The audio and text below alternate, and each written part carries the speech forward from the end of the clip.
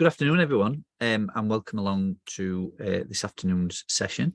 This is a session that is part of Leeds Digital Festival 2022. And today we're going to be talking about health inequalities and the digital divide. So I'm delighted to be joined by a number of colleagues and friends from across different parts of the country who also sit in various different kind of places and organisations that work across health and care, from the kind of NHS perspective all the way right down through to communities and what's happening out there in the world as we speak. So like I say, today's a discussion panel around health inequalities and the digital divide, which we will get started very soon. So before we do, I'm just going to quickly run through a couple of housekeeping points. So we are recording this webinar, so it will be available to people after this session. So we will upload that to YouTube and make sure that is shared and available to everyone that wants to see that as part of the festival. As part of that as well, we have switched on the auto transcript function. So if you need that, you can switch that on and you'll be able to follow the words that we're all speaking as we go. We'd welcome all of you to engage with this conversation as well. So there are two functions we can use there. So one is the chat. So that's for kind of general kind of thoughts and any issues that you've got technically, or if you can't hear or anything like that. My colleague Rob is on hand to pick anything up there. But as this is a webinar on Zoom, there is also a Q&A function. So if you see on the panel at the bottom, you should see a Q&A button, and that's where you can register your questions. We can monitor them and we can mark them as we've been resolved, as we've kind of gone through them. So we're going to be taking questions at the end. So for the last kind of 20 or so minutes, if everything goes to schedule, but there's no reason why you can't kind of put your questions in that panel as we're talking, and we might even pick some of those up as we go if any of them are particularly relevant for the conversation that's going on.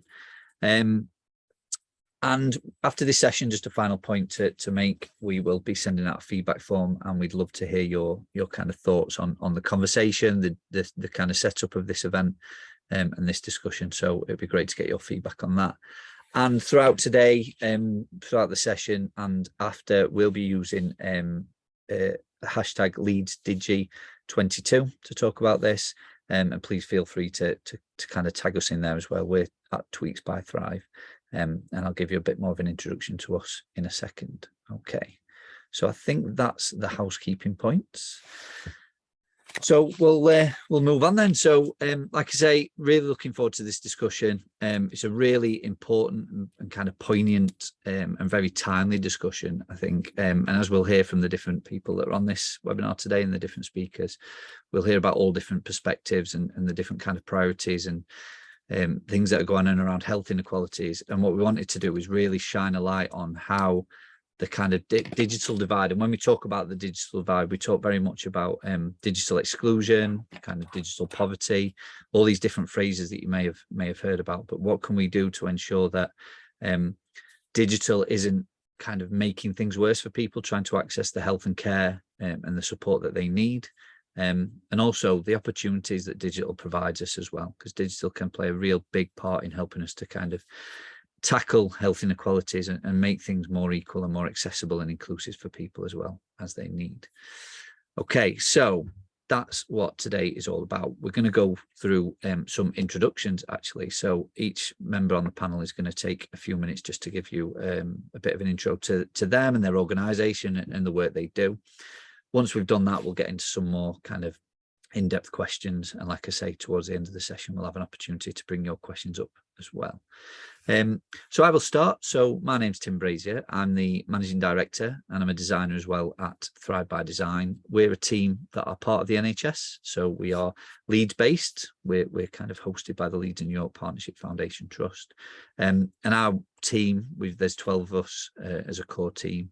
We work as designers and researchers and kind of technical specialists to look at those questions that I kind of alluded to in the introduction about how can digital help to tackle health inequalities, and how do we ensure that the digital transformation that is happening across health and care isn't making things worse for people. And that's kind of a real theme to the conversations we'll be having today. So I'm going to go around and I'm going to ask each of my colleagues and partners on this call to introduce themselves. And I'm going to go alphabetically for want of a better way. So Anna, if it's all right for you, I'll ask you just to give a few minutes of introduction for everybody. Thank you very much, Tim, and hi everyone. Lovely to be here with you all today. Just very briefly, my name's Anna. I'm a project worker at Healthwatch Leeds. Healthwatch Leeds is an organisation whose role is to hear the voice of people and communities and then feed that voice into health and care services. So obviously we have a really strong focus on health inequalities. Here in Leeds, we also chair a network of health and care lead engagement officers, which is called the People's Voices Partnership. And the reason why I'm here today is because back when the pandemic hit and we had that huge seismic and very sudden shift to digital health and care, as the People's Voices Partnership, we realised that this was going to be a crucial health inequalities topic. So we wanted to get a good idea of the impact of this change, both on those people who sort of have pure digital exclusion, if you like, those people who literally cannot get online, but also those people who are excluded some of the time, and also those people who potentially aren't digitally excluded, but for whatever reason might feel that digital health and care isn't right for them, at least all of the time. So we produced a couple of reports back in 2020. One of them looked at sort of really broad themes as to why people are sometimes digitally excluded. The second one took a really pinpointed look at about 20 different communities in Leeds and understood what digital inclusion had brought them, what learning they gathered, and also some of the barriers that they were still facing when it came to getting digital health and care. So now what we want to do at Healthwatch and at the People's Voices Partnership is to keep understanding how digital inclusion or exclusion is affecting people in the city, especially as things change over the winter with the cost of living crisis and so on. But another really important part of our role is to put pressure on health and care services to make sure they're doing everything they can to hear the voices of people, understand their experiences, and also only digitise services when that offers the best option for people, not simply because it's more convenient from a service point of view. Because what we don't want to end up with is that two-tier health and care system between those who can access health and care digitally and those who can't. So in a nutshell, that's why I'm here today. I'll hand back to you, Tim. Thanks, Anna. Lovely introduction. Next up, I'm going to go to Bola, if that's okay. Yeah, thanks, Tim. Really delighted to be here. So I'm Bola Akinwale. I'm Deputy Director for Policy in NHS England's National Healthcare Inequalities Programme. So we're the programme that works across the NHS and with partners to help tackle healthcare inequalities. And our vision is to have exceptional quality healthcare for all through equitable access, excellent experience, and optimal outcomes. So I think something that's kind of hugely relevant to the topic of digital. And so I work across a whole number of areas on tackling inequalities, and that includes thinking about how we mitigate the risk of digital exclusion. So there's a whole raft of work going on in that space, which I'll be really pleased to talk about today.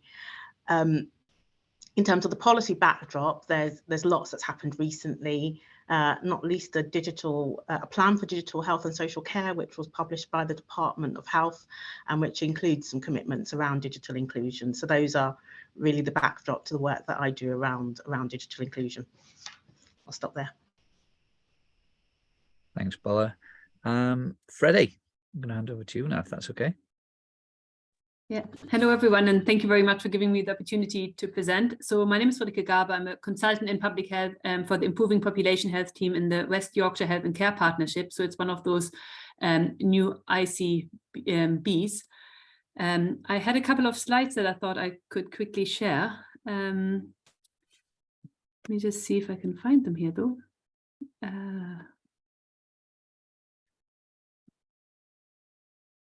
Sorry, I might just...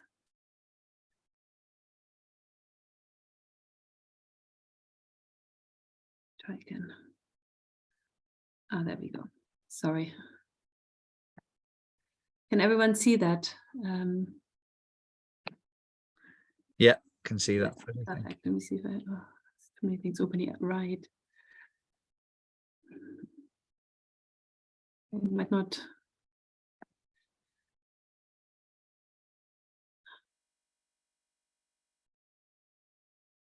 Sorry.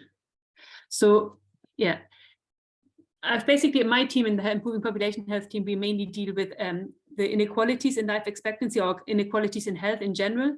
And I just wanted to kind of just show this map of what we mean by that. The difference, the health inequalities is the difference, or can be monitored as the difference in the expectancy of life amongst those in the more deprived and those in the least deprived areas. And in every area this plays out. And this is just an example from Bradford, where you can see, I guess, the map between Manningham and 10 miles down the road in Wharfdale. The difference in life expectancy is for men is 10 years. And this is a presentation of the healthy life expectancy. And we can see that there's a 20-year difference of healthy life expectancy for those in the more deprived areas to those in the least deprived areas. So it really shows on where you live and where you grow up has an impact on your health and your health outcomes. Overall, in West Yorkshire, our health and care partnership covers a population of 2.4 million, and 1 in 5 of the population in West Yorkshire are living in the 10% most deprived areas in England. And we know, obviously, as we saw before, that has a significant impact on the health outcomes and the life experiences of people growing up in those areas.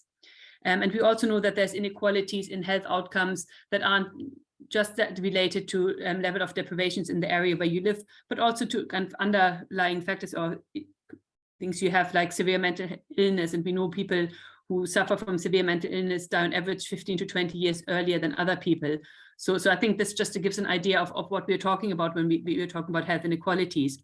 As an ICB, we work across the system of West Yorkshire, so that population of 2.4 million. I'm not in charge of reducing health inequalities for all of them, but we work with the local authorities, with the third sector organization, with Healthwatch, and with community organizations, hospitals, and a range of organizations that you can, sorry, it's quite small probably, and it's probably very difficult to see, but just to give an idea of that we work across the system. And our role as in ICB is to see where we can add value to the work that's already going on in the different neighborhoods, in those different local authorities and places, and where we can add value of doing something differently across the West Yorkshire footprint.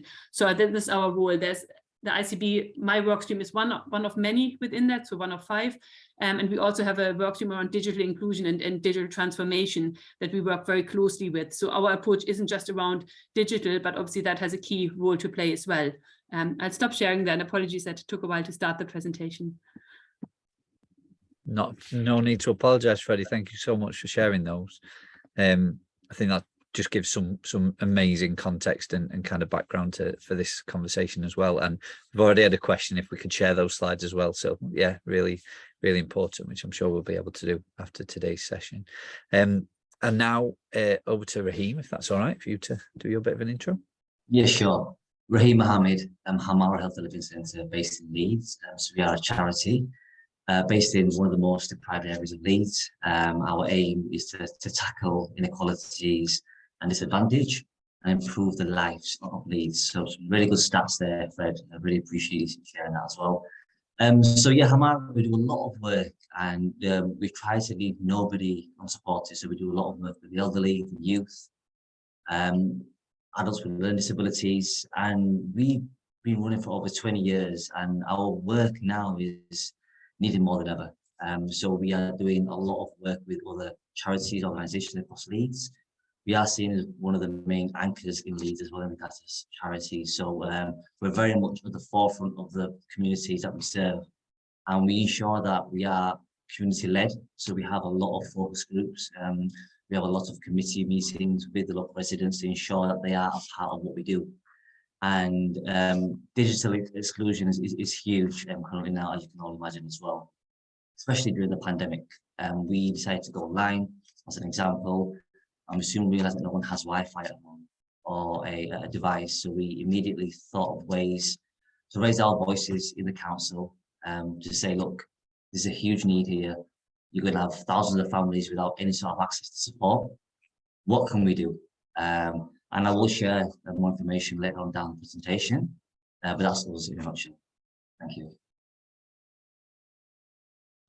Brilliant. Thanks, Raheem. And I just wanted to kind of share with everyone that we brought everyone together today on this, and we were trying to be able to kind of make or draw a thread really to what's happening around health inequalities, and digital has been a kind of part of that as well, to really understand what's happening at all sorts of different levels. And I think one of the big things that is happening at the moment, and Freddie mentioned the kind of newly created ICBs, so the integrated care boards, and the ICSs that have kind of existed for a couple of years in kind of different areas, and some are still quite new and kind of working themselves out, is that there is this focus on integrated care. There is this focus on actually this is a whole system-wide kind of challenge, and it's not just about the NHS and the kind of everyone with a blue lanyard and a kind of nurse's outfit on or anything like that. It's not about that kind of what we've previously seen as kind of formal healthcare settings or formal organisations within health and care that are responsible for helping to address and tackle inequality within communities and across society. But as we've seen here, we've got Bola from the NHS looking at it from a policy perspective, which is incredible that this is kind of really front and centre and a real key part of it. But understanding at a regional level from Freddie the kind of what are ICBs able to start to do, how are they able to kind of put practical steps in place and support other parts of the system and other organisations across regions. And then we've got Anna looking at it from actually the members of the public, the people out there in communities that are seeing these challenges, and then the work that Raheem and Hamara are doing to support people at that kind of hyper local level, because we often talk about health inequalities, and I spend a lot of time in meetings and having conversations where the assumption is made that we know what health inequalities are because we are part of the NHS. But the reality is, I think, and you'll hear a lot today around this, is that health inequalities don't just turn up at an NHS front door. A lot of the time, health inequalities mean that people don't get anywhere near the NHS, and it's actually where people are in their homes, in their communities, in the places that they spend their time. That's where health inequalities are really hitting the hardest, and they are presenting themselves and turning up and knocking on very different doors to those kind of formal settings of the NHS. So yeah, like I said, I think it was really important for this conversation to bring that wide ranging experience and knowledge and know-how, and so we can kind of showcase and see how this is being tackled, and it is being tackled at every different level across the system. So I'm really, really pleased and really grateful for everyone's time to be part of this this conversation today.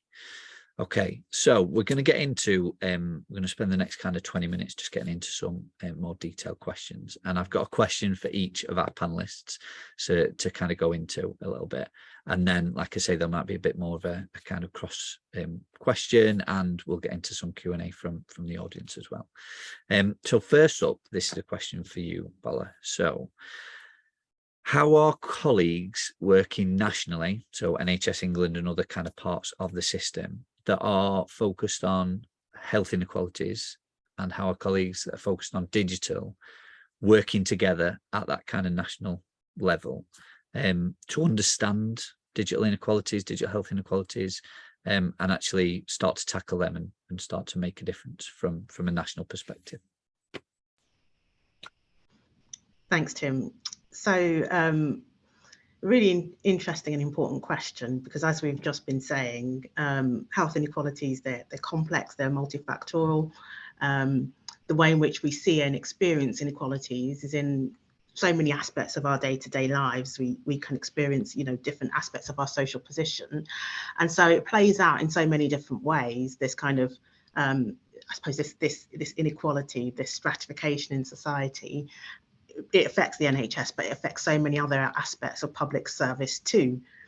And so what's happened recently in the NHS is there's been a move to ensure that we integrate our work on health inequalities with our thinking around digital inclusion. And that now sits with me and my team to kind of do that business of joining up our conversations around how we tackle inequalities in general, and how we make sure that the NHS is kind of making sure that it's considering digital inclusion front and centre of all of our conversations.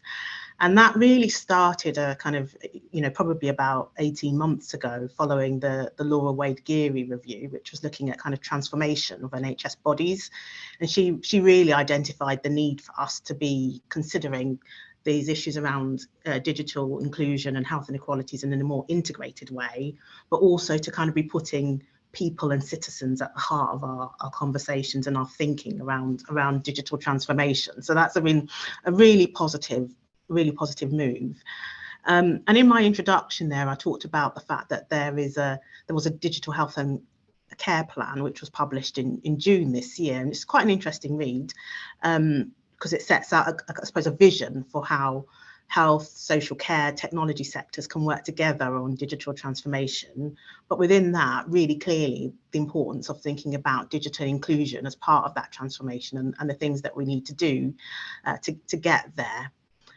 So there's a whole raft of stuff going on which builds on that strategy or that plan. And the plan committed to specifically kind of bringing out a new framework for action around digital inclusion. And the idea is that this will be something which guides efforts across the NHS and kind of illustrates where there needs to be partnership working to try and tackle some of the issues that we know people face around accessing and making the best of digital approaches.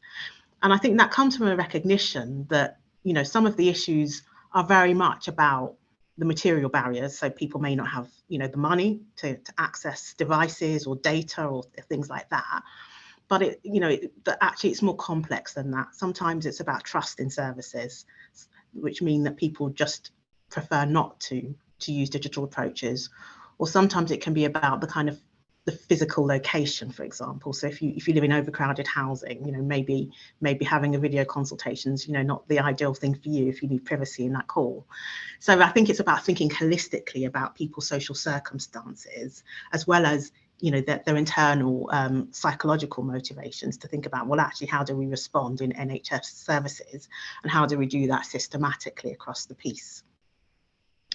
I think from our perspective, we're really keen to make sure that we therefore think about digital as another tool, and that we think about inclusive service design in the widest sense. So how do we make sure that, in achieving that vision I talked about, where we've got equitable access, excellent experience and optimal outcome, how do we make sure that that's the case for everyone, regardless of the mode?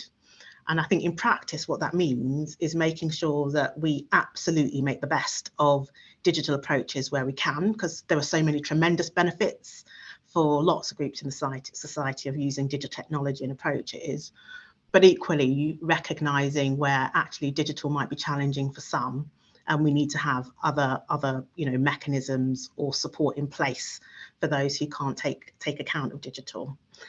So one of the things that we've done is at a national level in the operational planning guidance, which we send out to systems. This is like our big document every year in the NHS, which sets out what integrated care systems and others are expected to do.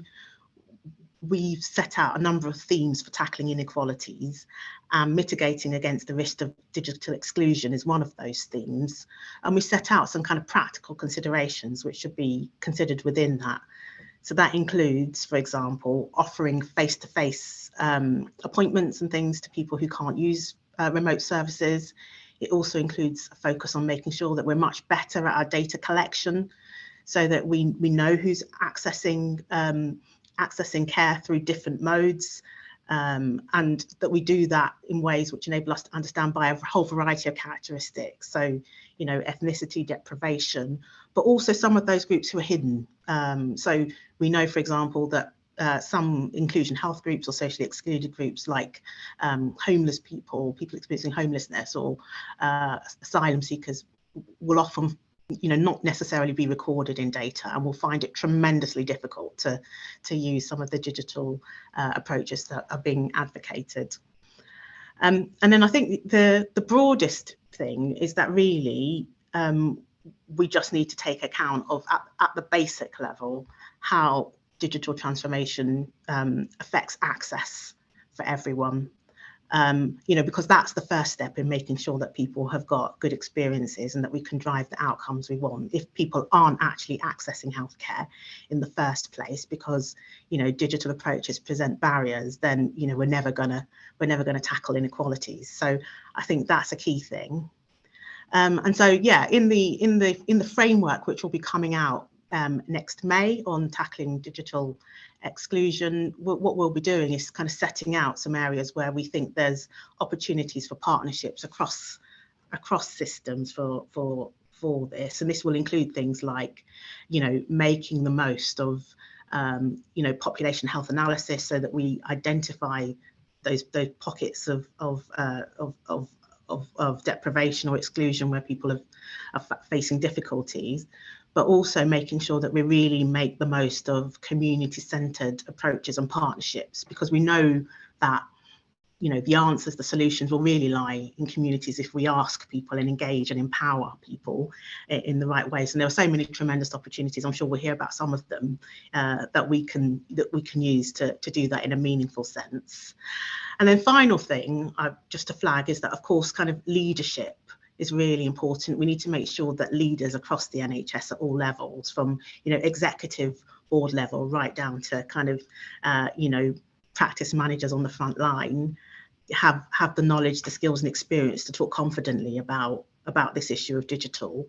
And we know that staff themselves often find this debate about digital transformation quite challenging. So there's something about equipping our staff with the knowledge and skills to both kind of participate in digital approaches, but also to sensitively and appropriately support patients when they've got queries or issues. So that's a whole raft of work, which hopefully means setting out a framework for how everyone can work together and facilitating what can happen at all different levels of the system. Thanks, Bola. Really, really interesting. Yeah, there's so many different things happening, and the framework next year I think will be really great kind of catalyst as well for some people, and really able to anchor some of this. And I often find that it's things like that, then we can all, once something like that exists, we can all start to kind of move the money about a little bit and go, actually there's some funding for this now, because we can link it back to this. We can go, this is because we're trying to deliver on this policy and on this work. So I think that'll be huge. And I also really liked your point, which I'm sure will come up in the rest of the session as well, as the answers might, or most likely to lie within communities, because that's where people are, and that's where the answers will come. Amazing. Okay, my next question is for Freddie. So, sorry, I just muted myself. I'm kind of working down the chain, if you like, from a kind of national point of view. So from a kind of regional point of view, Freddie, and we've talked about the ICB, what plans do the ICB have to practically implement some of the national priorities around health inequalities to support place-based delivery across West Yorkshire, which we know has quite a kind of really diverse population? So that's a question for you, Freddie, if that's okay. Yeah, thank you. So as you can imagine, there's quite a lot of work going on around West Yorkshire to reduce inequalities and address that. And one of the approaches that I can maybe highlight is the Core 20+5 approach from NHS England, which is, I guess, in the first year. And it's an approach to look at reducing the health inequalities at national as well as the system level, and how we've implemented that at West Yorkshire. We've got the principles of the primacy at place. So we bring together 5 local authorities and places where there's obviously community sector organizations already involved in supporting the community. So for us, it's key that we build on what's there, that we value those relationships that are already in place, and as Bola mentioned, the communities, because obviously they're a key part of the solution in everything, and it's working with communities. And as Anna's work kind of highlights the importance of hearing the voices and making sure we build on that and put in place things that will actually help people living in the different areas. So in our approach to the Core 20+5, we've basically allocated the resources that we were given from the NHS England to the different places according to kind of needs, looking at the number of people in the different deprivation deciles, so that they can then spend proportionate to the populations at need, and looking at the 5 clinical areas that as part of the core 20+5, so looking at cardiovascular disease, respiratory, severe mental health illnesses, looking at maternity and early diagnosis of cancer. So there's work going on that's directed really at place, working at place level with local organizations to take that forward.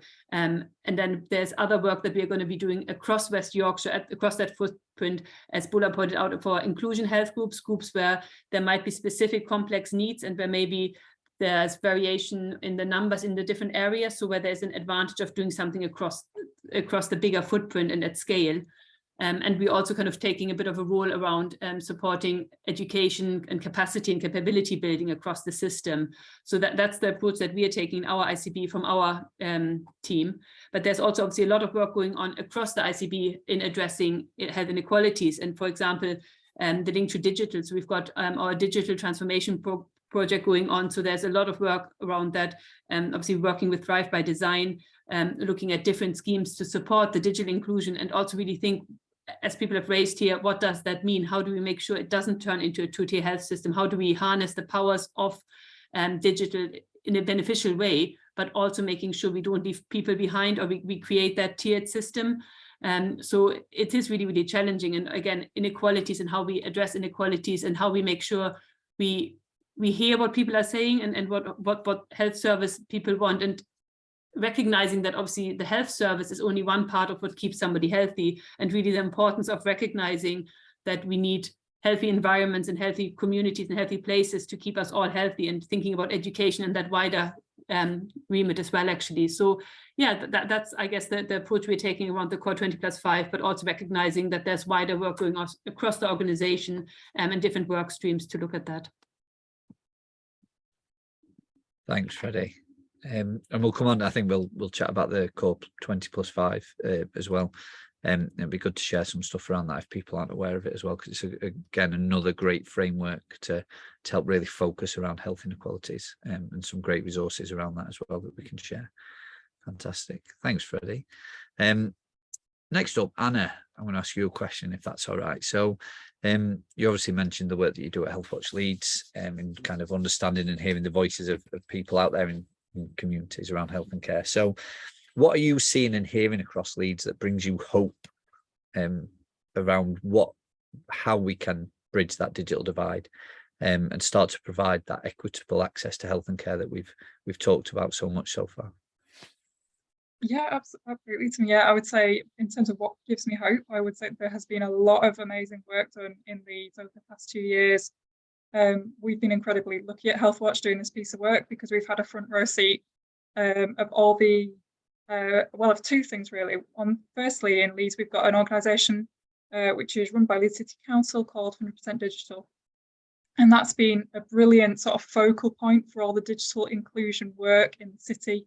And we're really lucky to have that here. Because it means there's a dedicated team, there's a sort of focal point, they've created a network. So it's been fantastic to see the work done there. But also, really, really, really importantly, we've had a front row seat on all the work done by largely third sector organisations, some of them big, some of them really, really tiny, working with really, really tiny populations.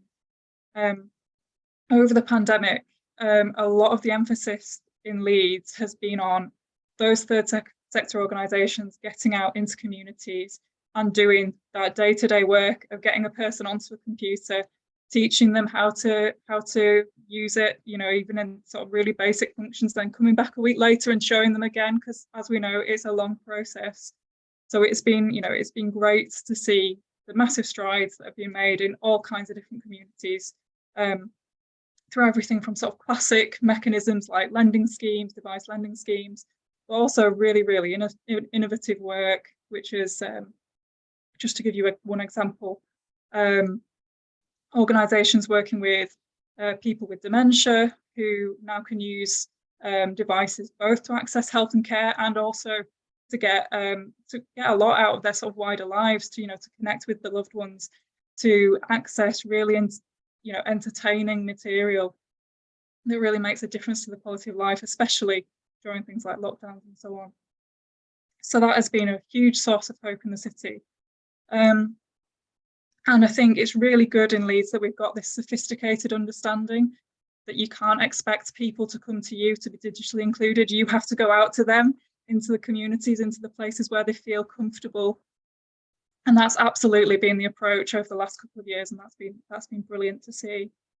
I would sound a bit of a note of caution though, as is my duty at Healthwatch, because it's been really clear what third sector, what 100% digital have done, and what individual families and people have done to get digitally included, often on really tiny limited budgets, really restricted funding. But I would say from a Healthwatch point of view, what has been maybe a little less clear is how health and care services are working at that sort of really ground level, at that interface between the person and the healthcare provider, for example, to understand people's needs. We've got to a stage, I would say, where we've seen lots of strategies, and strategies are fantastic, you know, absolutely no disrespect to strategies. They're really important. They're a really important way of thinking through the issues and disseminating them to the people who need to hear about them. But I'd say what in Leeds at place-based level is less clear is sort of that understanding where an individual app is working for a particular group of people. Understanding, for example, where we're not seeing service users where 5 years ago we did used to see them, but they've disappeared off the map. And is that due to the switch to digital? I think there's less clarity about things like, for example, in national strategies, the promise is that the experience of those people who don't use digital for whatever reason should also increase, it should also improve at the same rate as the experience of those people who can use digital. So how are we measuring that as a health service, as a care service? So I would say, you know, it's been, as I say, it's been absolutely fantastic to see the work that has been done at community level. And I completely agree that a lot of the answers are at community level. But I would say that just as a note of caution, there's also that responsibility from services to keep listening to people, to keep understanding, and to keep sort of meeting people halfway wherever they possibly can, because it's so important. Brilliant. Thanks, Anna. So yeah, I think I can, just from what I've heard over the last kind of couple of years as well, that there is some amazing work and some amazing organizations that are really meeting this challenge and really kind of hitting it head on. Like you say, at the end there, I think it's a really important point to make around, you can't just learn this stuff once. You can't go out and listen to people once and assume that you know all the challenges, all the inequalities that are being faced, because this is an ever changing, ever evolving kind of situation for people. One of the examples that we've heard quite a lot recently is obviously the cost of living crisis, is meaning that those that may have been classed traditionally as digitally included might quickly be about to become, and probably have already become, excluded again for whatever reason, whether it's because they're no longer able to keep that device in the house, they're no longer able to make a choice of paying for an internet connection, all that sort of stuff. So that's a very kind of crude, kind of rudimentary kind of example there, but there are so many, if you think how people's lives change on a daily basis, the challenges they face means that there are so many complexities that we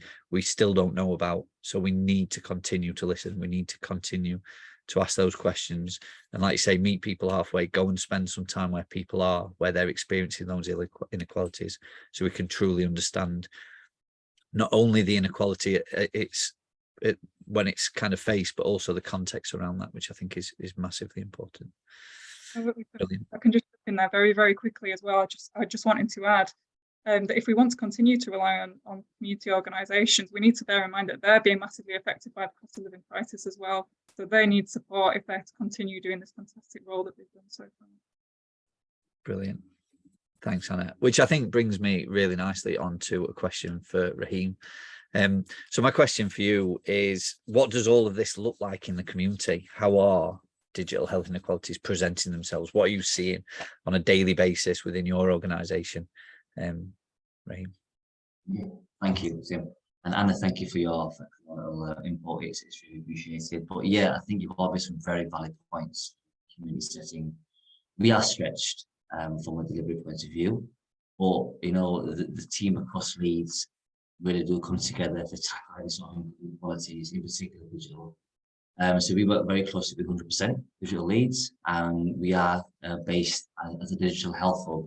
So we have a space in our centre that has tablets, internet access that allows communities to come in, access these devices, to book GP appointments, to do online shopping, and to speak to their members across the country or abroad. And it is really well used. And that's just one example.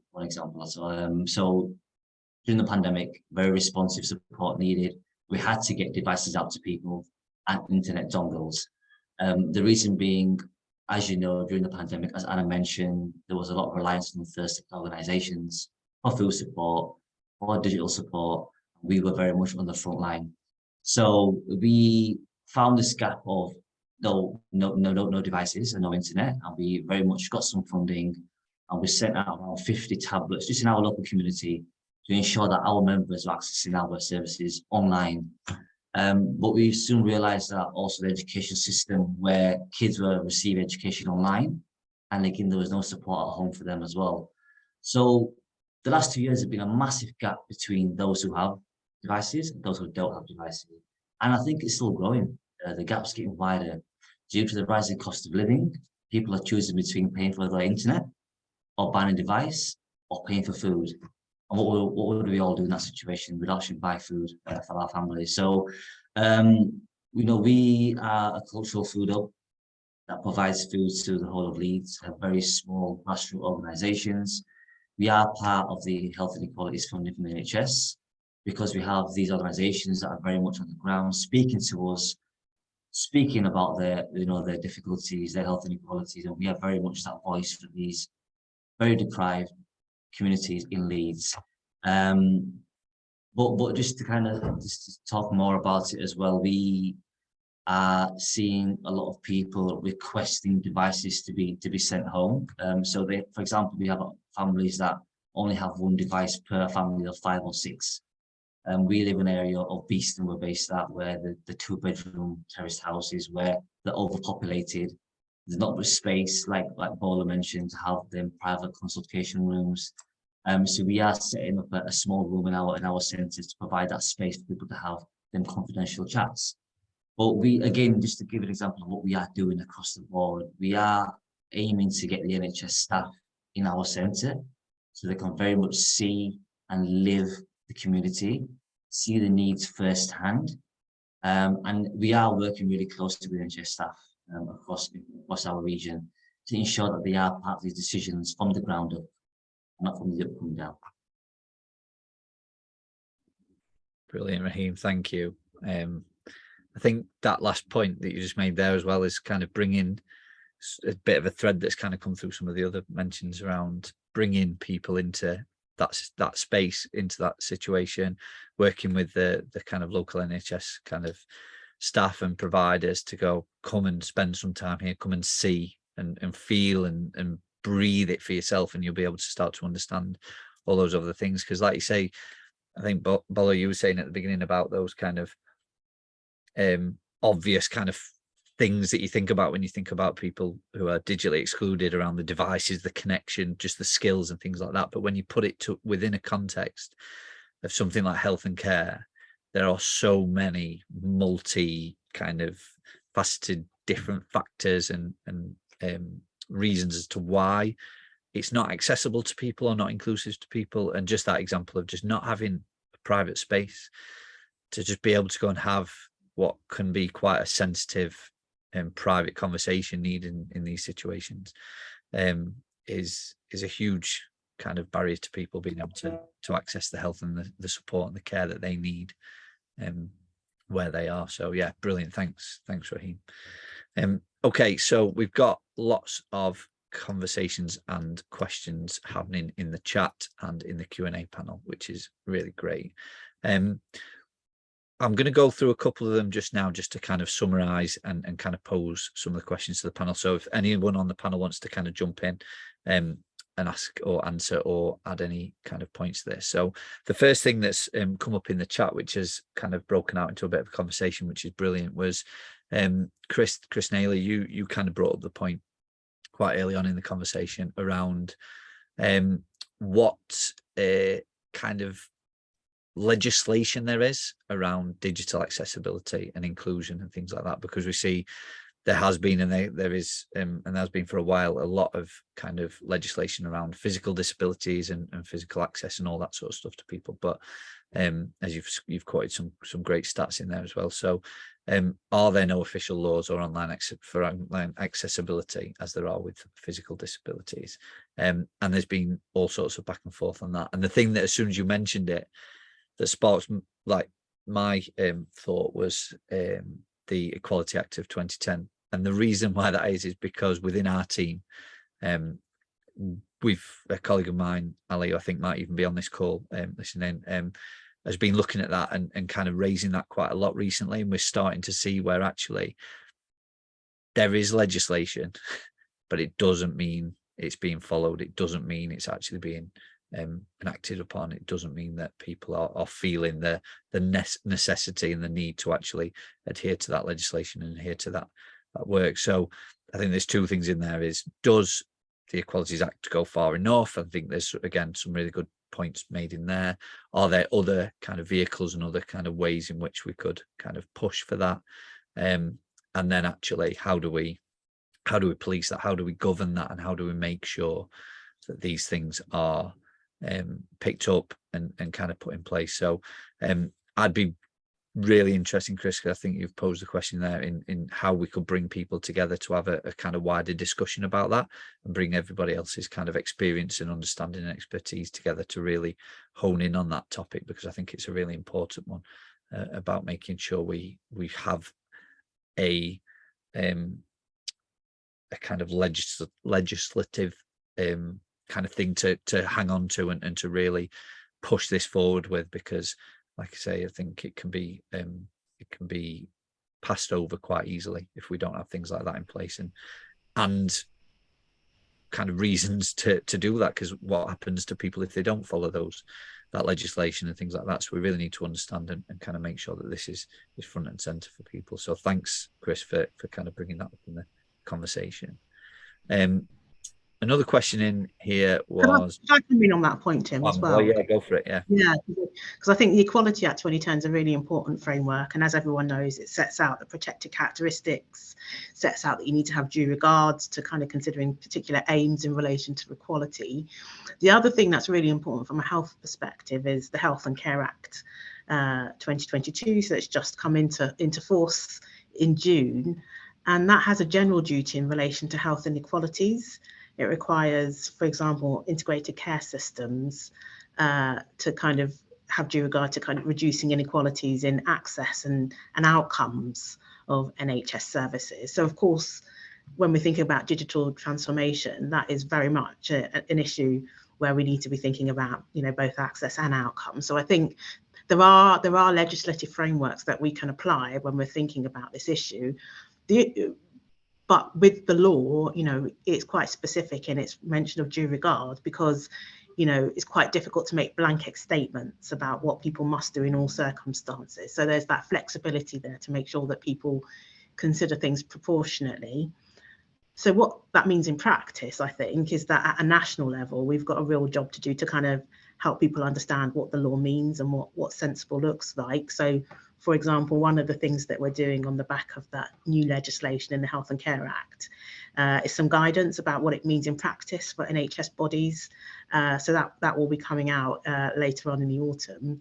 And we'll be talking about kind of the importance of thinking about digital, not just physical interactions when people are applying the law and doing their duties onto it. So I think, as much as I think we can bemoan the fact that perhaps people don't do always a kind of wholesale job in looking at the equality legislation. On the other hand, I think we're great in this country for having that framework. It doesn't exist in lots of other industrialized nations in the same sort of way.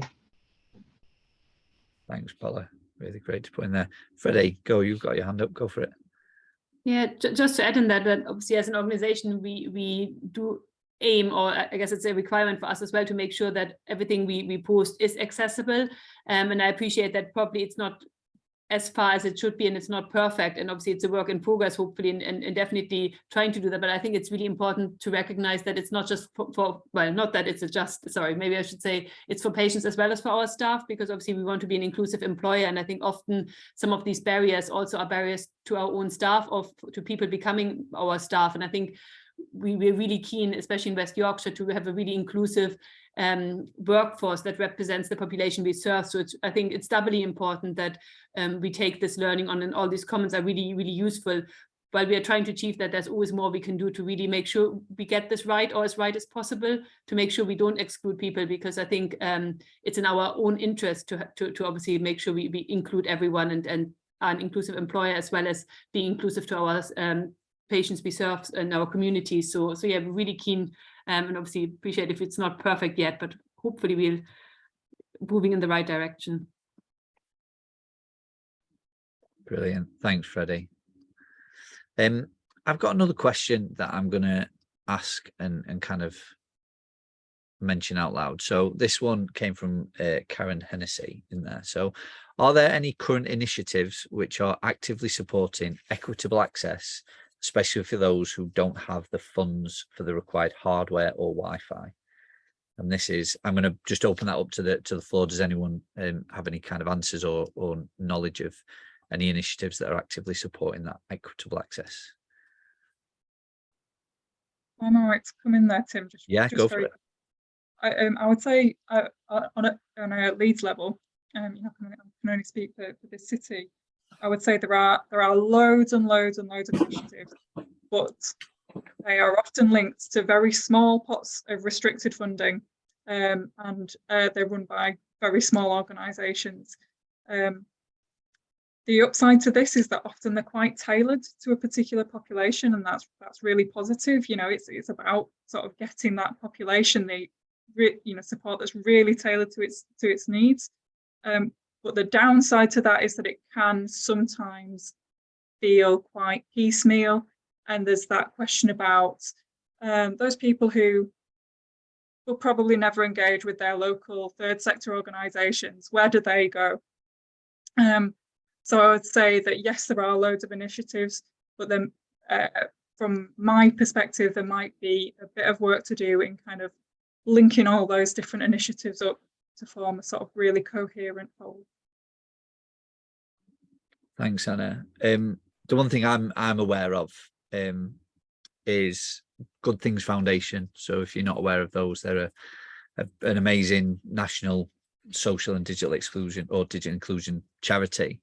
And one of the things that they've been doing over the last couple of years, so traditionally they were an organisation supporting thousands of local community organisations with funding, with support. They've got an online learning platform, which is amazing to help people with those kind of basic digital skills up to kind of essential digital skills kind of level.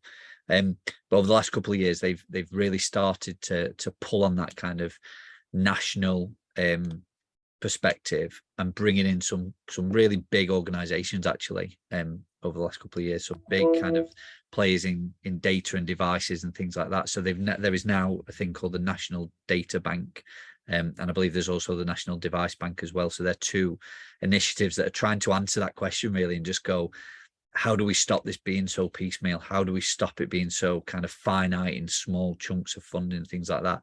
And how do we go actually bring these big wealthy organizations that have access to all this data and Wi-Fi and connections and device and all that sort of, how do we pull that together and create a really accessible equitable access to these things that people need, that are the fundamentals, which for us on this conversation, from what we've spoken about, that would be the first step.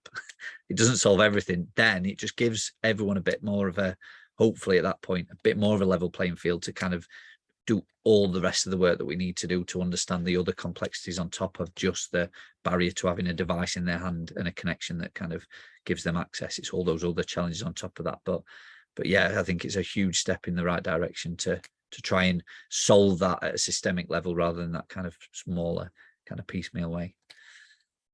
Brilliant. Okay, we've got 5 minutes left, and we have got plenty of other questions, and I know we're not going to get through them all, so I will just answer them and kind of go through the ones as they've come in. So the next one that came up was an anonymous one, but I thought it was quite interesting, around how can local hospitals work with universities and schools to help more international students or students use English as a second language to access healthcare services. So I think this one's a really interesting one around the kind of language challenge around access to health services and the information. And in the chat as well, there's been some good conversations about accessible information and inclusive information and kind of language as well. But I wondered if anyone wanted to come in on and talk about the kind of language side of things. No problem if not. Oh, Anna, you look like you were talking there. Really briefly there, yeah. I was just going to say that there's one thing I'd recommend is tapping into the work that's already been done on language and accessibility generally. We're talking about digital inclusion today, but it goes without saying that a lot of what we're talking about today would apply to all kinds of different spheres beyond digital, which is to do with inequalities. So I would say, let's build on what we already know about the experiences of people who speak English as a second language and work from there. Because of course, in terms of digital as well, technology can be a really, really, really useful resource for people who do speak English as a second language. So there's that sort of huge advantage to it as well. So yeah, I would say let's build on what we know. Thanks, Anna. I mean, I'm happy to come in on that as well. I think it's a really interesting question. There's a lot of, so as Anna said, there's a huge amount of work that already goes on around kind of accessible language and how we make sure that people have access, for example, to translation or interpretation services if they need it. I think there's a kind of, one thing we need to be careful of, because I think us reading some of the chat, there's almost an implication that, we can use automated translation services, for example, to kind of translate health information. But one of the things we know is that kind of there are different cultural interpretations and different meanings attached to different concepts of health. So it's not that simple. It requires quite sensitive attention when you need to think about translation. So I think there's a set of issues around language accessibility and also health literacy, because we need to really think about the different cultural standpoints when we're thinking about health and what it means to people. And so to come back to the questions, I think that universities absolutely have got a really important role to play in that. I'm sure that there are lots of academic experts from a variety of disciplines who could get together and help us solve some of those problems from a kind of an academic perspective. But equally, schools, educational settings, they're fantastic settings for I suppose starting the conversation about how we start to kind of tackle the issues around access, thinking from the issue of language and language accessibility, because hopefully in those settings you've got people who've got the skills to use digital, and so it sort of kind of starts to address that question of what are the opportunities when you address some of those kind of those skills and opportunity barriers to making sure that our digital services and approaches are truly inclusive. It kind of helps you to approach the question from a different angle. So I think to conclude, I think there'll be fantastic opportunities for doing some pilots, perhaps with students who speak English as a second language to start to test out what are some of the technicalities of when we're trying to make sure that written information is inclusive to different speakers of different languages. Thanks, Bola. That actually brings us to time. So we've got all the way up to nearly 2 o'clock now with that discussion, and there are still questions unanswered in the Q&A and also in the chat as well. It's been incredibly rich to kind of see and kind of follow along some of the conversations that are happening there. So if you haven't seen them already, definitely have a quick look at the chat before you go. I'm going to kind of finish off just by saying a huge thank you to everyone, really. For our panelists, and so Freddie, Anna, Bola and Raheem, thank you so much for giving your time up to be part of this conversation today. And I think, as you can tell from the questions and the chat and the activity and the things that have been coming up in the conversation, it's such an important, such a needed conversation to be having. And I think we can all leave with more knowledge, but also with hope, I think, because we've heard from each and everyone on this here about the work that is being done. This isn't this isn't kind of like an add-on to the conversation anymore. This is definitely front and center.